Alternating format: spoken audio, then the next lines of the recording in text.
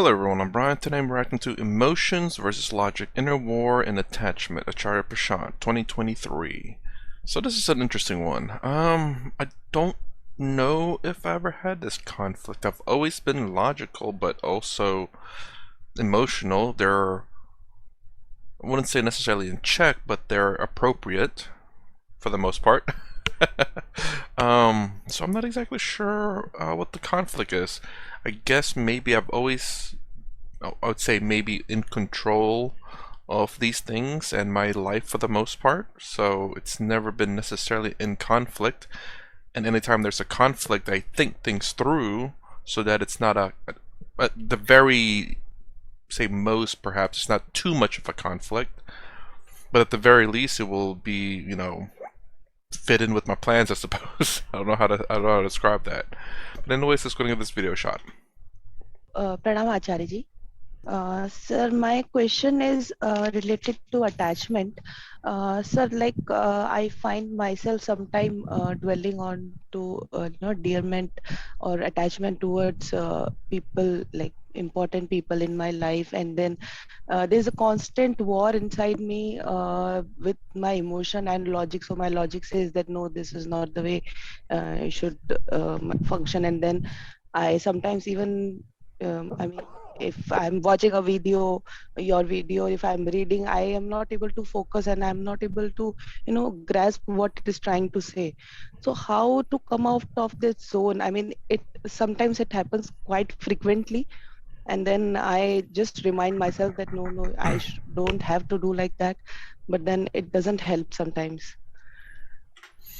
If I were to answer this, I'm trying to think how I would answer this. It's so vague that the situation she asked. I guess I'm not very good at necessarily too vague of things. It requires a lot of time because I have to think about a lot of situations that it could apply to, and then to give a very vague answer back, like a general answer back. But I suppose if there is an inner conflict, you're struggling to focus, then you have to focus on that inner conflict. That thing will always be there until you address that issue. Now, I don't know what the inner conflict is, but as far as being able to focus on something, you have to address it. Whatever that inner conflict is, because again, like according to what she said, she tries to focus on other things. She tries to watch Acharya's video.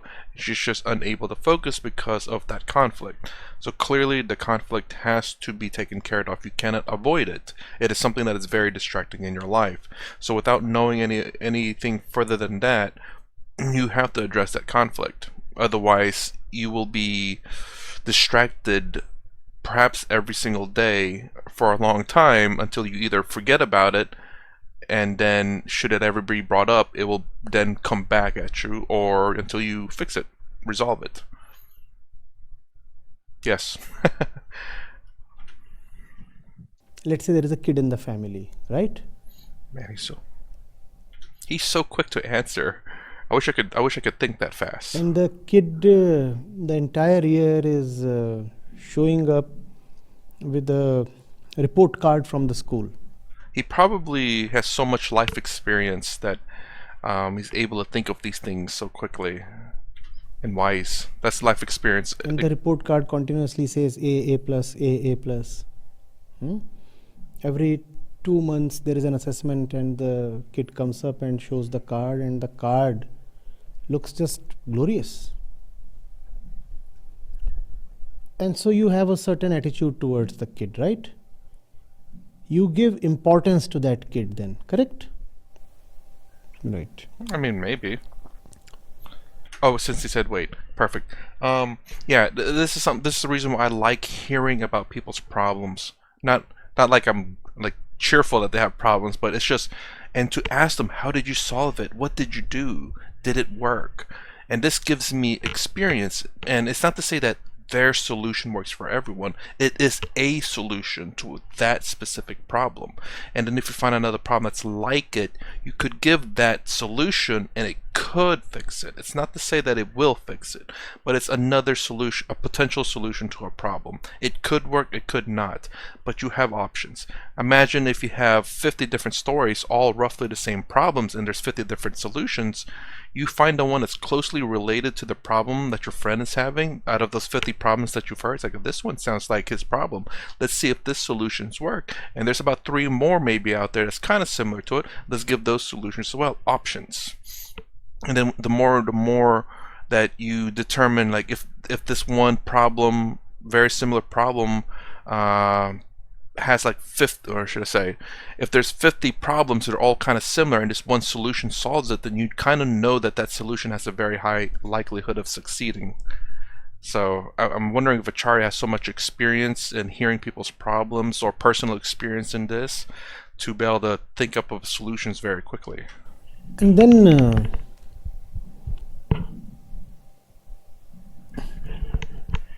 when the final exams are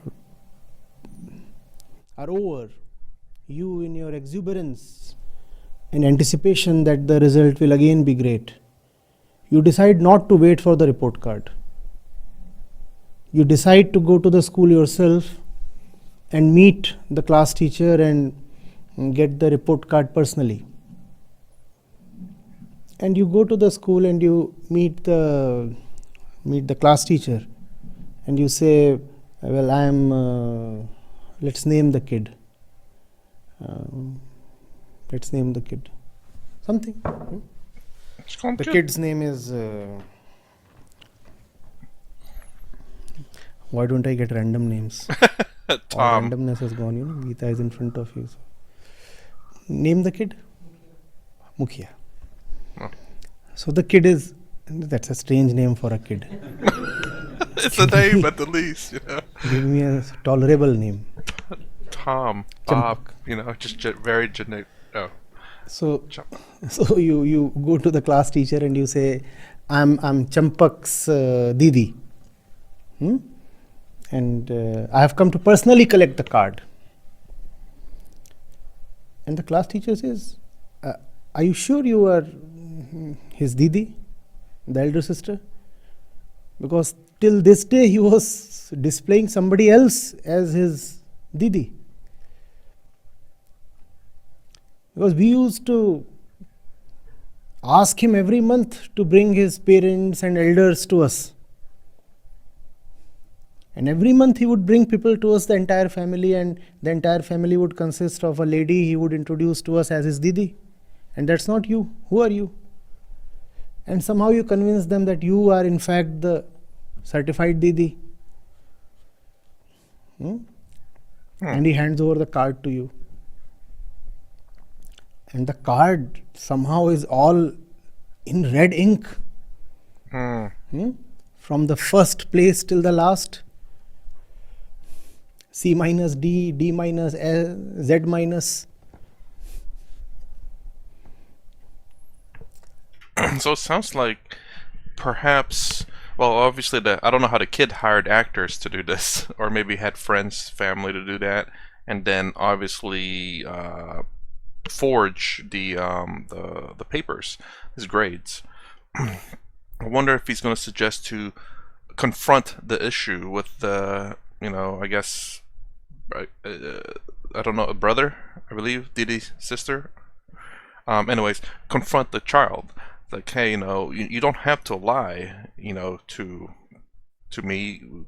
I can help you do your work, hopefully learn or whatnot. But confronting the issue. You collect the card and you go back. And the kid, Champak, is sitting there all puffed up because he is the apple of the family's eye. Everybody gives great importance to whatever he says because he is not just the class topper, he is the school topper, he is the galaxy topper, he's everything that a kid can be. You give him great importance. If he says, I want a new geometry box, you get him 5 boxes, imported boxes. He says, I want a pair of socks. You get him 5 pair of shoes. That's the kind of importance you give to Champak. So he's doing that and to now receive you go gifts? back with that red thing in your hands. What is the importance that you now give to Champak? To be truthful? very less importance. Now, there was a wise woman in the neighborhood who was cautioning you since an entire year. You know, saying, this Champak fellow is no good. Be truthful, not less importance, but to tell Champak to be truthful. No need to lie. You're only hurting yourself and your family and the people that care about you. You drill some sense into him. All the time he is chasing all the kids around, especially girls, and still your family just patronizes him all the time. And were you listening to the aunt from the neighborhood? No, right? Even if the lady would give logic, your emotions would quarrel with her logic, correct? Even if she would present some proof, still your emotions for Champak will not accept the proof, correct? Because you were according a certain importance to Champak based on your assessment of his reality. And your assessment was based on the proof he was furnishing you. And he very well knew that your assessment of who Champak is depends on the proof that he himself furnishes you. So is the problem about the clash between emotion and logic, or is the problem about the very fundamentals of assessment of importance? Fundamentals. We do not know who to accord importance to, correct? And importance is being accorded totally on forged documents. The moment you know his reality, the importance is gone. And the inner clash. Should I be attached to this person? Should I not be attached to this person? All that inner conflict is resolved immediately, right? So the real problem is not attachment. The real problem is accordance of importance. If you can know what is infinitely important, I say please be attached to that. Attachment is not a problem. The problem is being attached to something totally unworthy. And worth is something that has to be assessed through facts. Because you went to the class teacher, therefore the worth was revealed to you. And facts will never be revealed if you live in belief. If you continue to believe Champak, you will never know facts. That's the problem with belief. Don't believe. Check out the facts. If you are attached to someone, check out the facts of their importance. Do they really deserve that kind of importance? Check out the facts. Go to their school. Talk to their class teacher. You know what I mean, right? I'm dealing in symbols. Yes. Do they really deserve the position you are giving him? Just think of how you used to think of Champak. And now that you have seen his report, how do you now look at him now? Has not the entire face changed? Yeah, there's less trust now because, you trusted him to bring you his actual grades.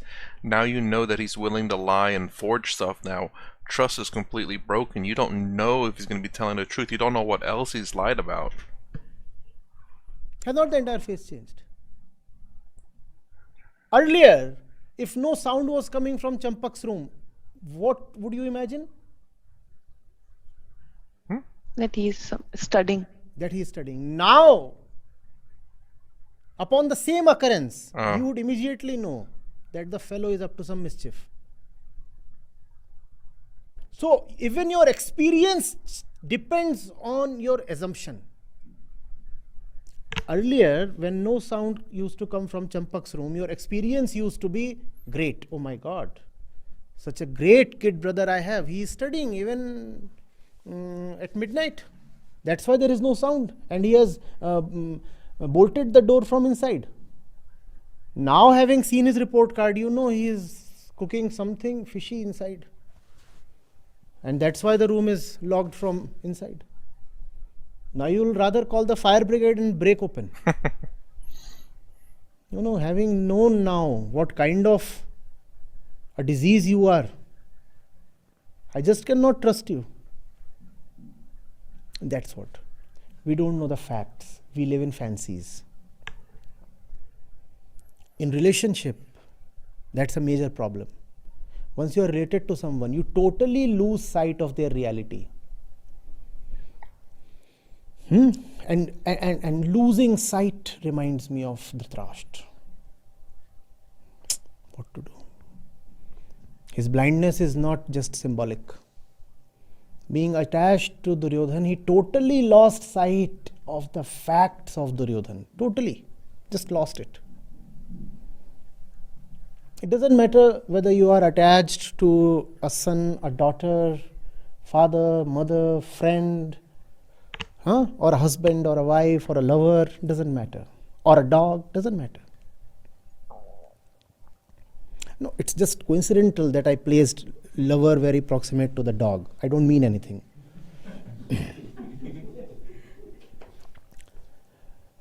I mean, people will unnecessarily accuse me of verbal insinuation. Things can happen randomly, can't they? So, just excuse me. We totally lose sight of the kind of person the chap is. What exists is the relationship. The person disappears from the inner radar.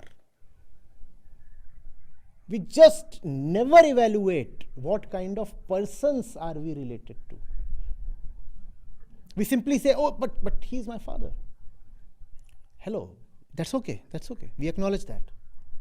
But can we evaluate the person he is objectively? That's interesting. That's saying right there, because when for some odd reason between her and Champak, I didn't quite see the connection. But when you say, to your parents or whatever, it's a little bit different. I guess because I'm an only child, so I don't know what the relation is between like a brother or a sister. But obviously, all of us have parents, whether we know them or not, or hopefully a parental figure. But anyways, to say that when he says about your father, it's like, how do you when your father gets in trouble, your world kind of gets destroyed. It's like, what do you mean in trouble? He's a good person. This is the only side that you've ever seen to him. Then all of a sudden, cops or whatever comes to your house to arrest your father. You're like, what's going on? Your world kind of gets like broken a little bit, because this is a side that you've never seen. This is a wrong side. This has got to be wrong. This isn't right. You've not seen this side, as in that you've never seen like a side that's bad of him. So why are they doing this? And your belief in this idea of who this person is being questioned. So now you start wondering, the reason why it's questioning is because for you, the fact is that this is a good person, but the reality is he really a good person? And is this the reason why he's being arrested? Because he's actually a bad person, and maybe there's a duality to it. He's a good person to you, but he's also a bad person to others. Have you tried to look at his business transactions? Have you tried to talk to his colleagues? Have you tried to assess who he really is? Or the mother or the wife or anybody? Attachment is not a problem. Attachment involves one thing at least that is quite great, which is proximity. If you are attached to, let's say, the author of the Gita, what can be more auspicious than that? What can be more auspicious than that? You get attached to him, he will dissolve the attachment. That's okay. You are getting attached just to the right person. You get attached, he dissolves the attachment. Cool. But we get attached specifically to people who will only strengthen the attachment. And that's one of the very important proofs of the person being unworthy. It's worth that is important. Assess the importance. And if you have been wise enough, discreet enough, or simply lucky enough to have the right person in your life, then continue to remain attached. But assess them and assess them well, objectively, with truth at your core. You don't want to fight with the class teacher, right? You don't want to tell them you have been lying. Champak has been a topper throughout. Well, the class teacher is the class teacher. If the class teacher says that Champak is the outstanding rascal of the class, then you better trust the class teacher rather than Champak.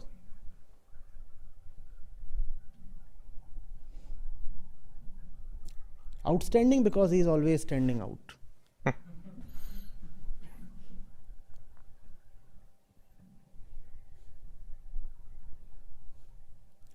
Getting it? Yes, sir.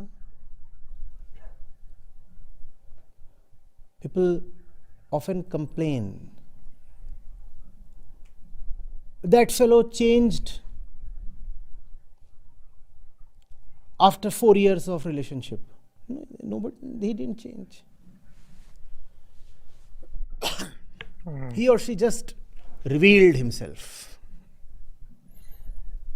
I was thinking about, like, has this solved her problem? And this section right here now is more applies to a very general thing. Is the fact that when you're in conflict with someone, did you actually really know the true nature of who they are? And thinking that this is something new, when in reality this is something old that they've always been. It's just never been revealed to you because the situation has never come up. So you're seeing this new side of someone when it really isn't. It's just that either, generally speaking, when you meet someone new, we all tend to be very nice to each other because, we don't want to give a bad impression. We don't know what people are like, so we give our best face. Not our best face, but which is a reality of who we are. But I guess there's a deeper reality maybe of how we act when we're just with friends versus when you're with strangers. This is kind of like the whenever I learned the word facade, and I looked it up, and it kind of blew my mind a little bit. Some long time ago, I was watching a movie, and it's like, oh yeah, all these are just facades. Facades. It's just literally in movies. It's just like the buildings don't exist. It's just like a face, and behind it's just like a board that holds up that face to make it look like an actual building. It's like, holy crap. I didn't realize that. I thought it was actually, to use real buildings or whatever, build up the set or whatever, so that whenever they go inside the building, they literally go inside the building, but in reality they go inside that building and then the inside of the building somewhere else. And that made me think of people having facades, different faces. So like YouTubers could have a YouTube face, and then when you meet them in real life, it could be a different face. But yes, a different face. So like how they act on YouTube versus how they act in real life could be different. And then how they act with their lovers or their parents or their children or their strangers or their teachers. There are different facades, different faces of who they are, different identities, you could say.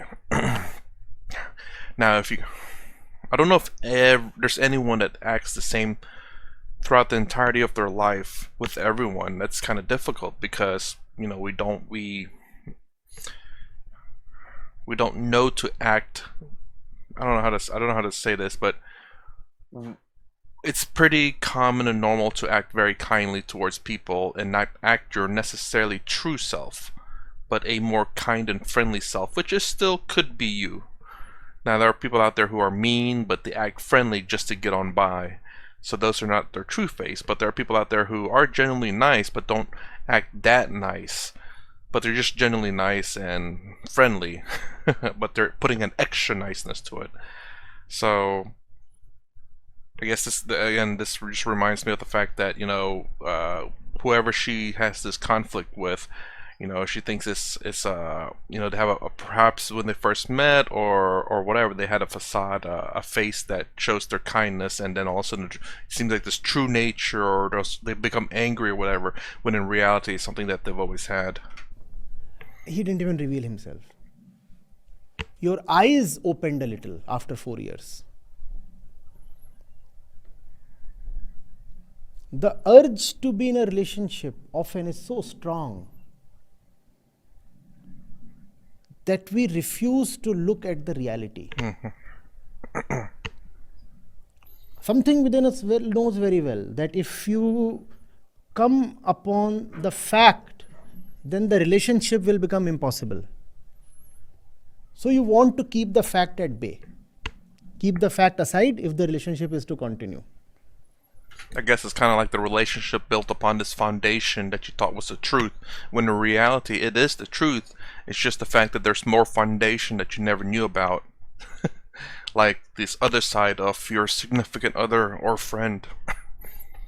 Like the other side of your significant other or friend, you know, it's just that you never really went, assuming if the house is a relationship, you've been around the kitchen, all of a sudden you realize there's a living room, you're like, holy crap, this is new, don't like it, don't like how it's decorated, you know, kind of like that, where you built this foundation, but you've only been around this foundation, not realizing there's more foundation to be had with this partner that you have, and you're now just discovering it. It's always been there, you just never knew about it, and you think it's as a new add-on to this house, when in reality it's not. It's just been kind of, you know, blocked a little bit, you know, maybe there's something in the way of the door and you just didn't see it, and all of a sudden it's being revealed. This thing that's blocking the door is being exposed now.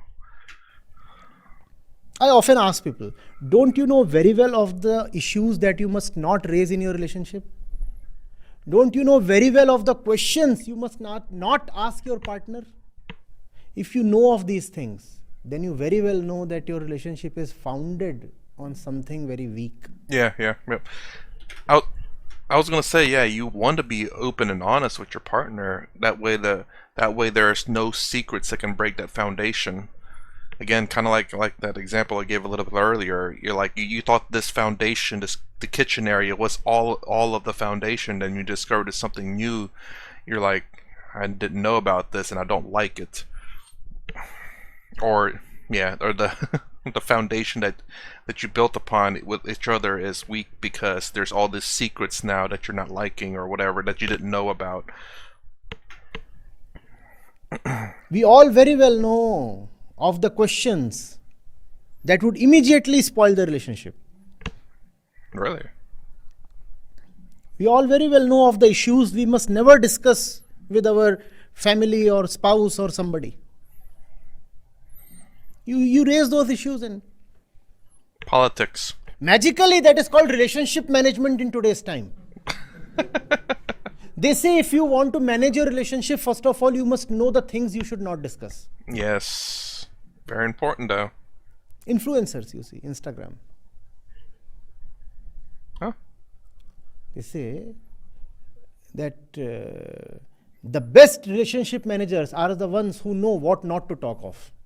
So don't talk of these things and relationship will keep fine. Oof. The problem with that, though, is that not to talk about can build up and build up and build up. All of a sudden, like, for example, there's already a few things that you don't talk about to keep the relationship going. All of a sudden, another issue comes up, and then you kind of get in an argument, and then it's like, you know what, we should not talk about this because this could break up our relationship. So you stick that into that closet again, and then there's more and more issues keep coming up, and you keep sticking that more and more into the closet. All of a sudden, there's a whole laundry list of things that you two can't talk about that you want to talk about, and it's just frustrating, and it could end up just come spilling out and then just ruining a relationship. Then you stuck together for so long only for it to fall because you have all these issues that you never resolved, and it's all coming all at once. And then if had you discussed this earlier, you could have broken up the relationship sooner and moved on, or at least resolved these issues one at a time in a very manageable manner. But instead, it's all coming out, and it could be overwhelming, and which could cause what a relationship could have been strong but broken up because of all this compounding things not talked about. You can't ignore the problem for very long. Especially if it's serious. Assess the importance.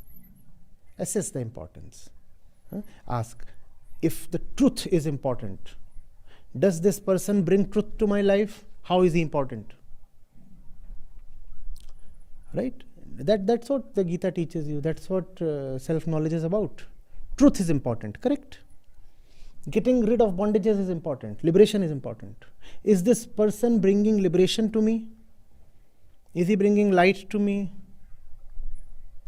Is he bringing fearlessness to me? He, she, whatever. Because these are the things that are important. So if this fellow is the harbinger for these things, then and then only is he important. Otherwise, how is he important? Flesh is not important. You know the destiny of flesh. I'm not talking of the ash it turns into. There are apps on Play Store. You feed your current photo and they'll display how you will look, probably look 40 years down the line. That's the worth of flesh. So if somebody is bringing only flesh to your life, he is simply like a mutton seller. Even the mutton seller can provide you with some flesh. Is this fellow bringing consciousness into your life? That is what will decide his or her importance. So do not just say, if somebody is important, I get attached. My question will be, how did that fellow first of all manage to become important? Important how? Ho kaise gaya? How? Randomly.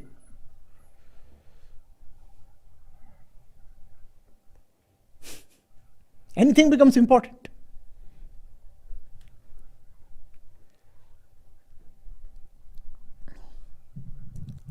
Thank you, sir. Yeah. It's interesting. When we first started this discussion, I was like, man, this is a very kind of specific and odd story he's telling. How is it? I can see it being related to what could potentially be related to her issues, but then towards the end, he narrows it down to the very specific of importance of a person, whether they're important or not, and what the facts are of that person.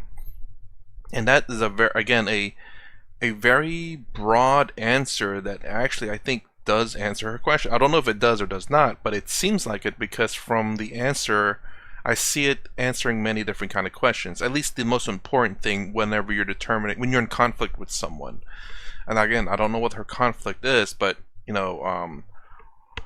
it could. I don't know. I don't know if it did answer or did not, but I can see it answering a question. I don't know if it's specifically her question. So in conflict with, I think, a family member she had or something, or with someone. Now she has to find out whether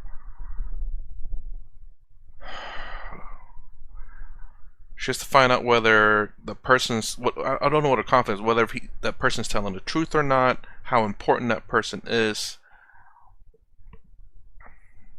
the importance of the truth from that person, and the issues. It's but yeah, again, without being too specific, without her being specific, it's very difficult to know whether it's answered or not. But you have to let the facts be important, and don't get this false, how do I say, I wouldn't say false identity of a person, but this perhaps a shallow identity of a person, or this, how do I say, small portion of the identity of a person, not realizing that there's more to this person that could be potentially hidden. And then it just crop up all of a sudden. You're like, who is this person? I don't know you. How have I known you for so long? All of a sudden this comes up. And then talk about the relationships, about what breaks relationships apart. Yeah, that's something going on in America right now. It's just politics. Whew, it's kind of crazy. Anyways, it's more reaction to emotion versus logic in a war and attachment. If you like my content, please consider subscribing, thumbs up, thumbs down, and down below. Thanks for watching. I'll see you in the next vid.